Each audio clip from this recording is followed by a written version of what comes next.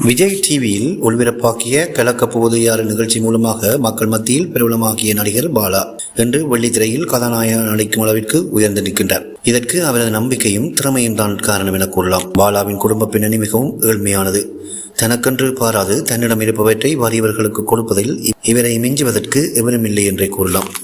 தாம் வாழ்வதற்கு மட்டுமில்லாமல் தமது பல சந்ததியை இருந்து சாப்பிடும் அளவிற்கு சொத்து சேர்த்து வைத்திருக்கும் பல மனிதர்கள் சுயநலமாக வாழும் இந்த உலகத்தில் தான் கஷ்டப்பட்டு உழைத்து பெறுகின்ற சம்பள பணத்தில் ஏழைகளை தேடி தேடி உதவி செய்யும் பாலாவை கலியுக கர்ணன் என்றே சொல்லலாம்.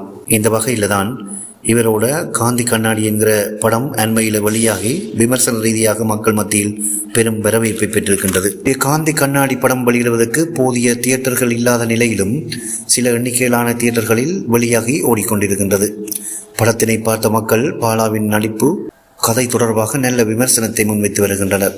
இந்த படம் பாலாவை வெள்ளித்திரையில் சிறந்ததொரு நடிகனாக ஆக்குமா இல்லையா என்பதையும் கலா மாஸ்டர் கொடுத்தது போல மக்கள் நாயகனாக வெள்ளித்திரையில் வலம் வருவாரா பாலா என்பதையும் பொறுத்திருந்து பார்ப்போம்.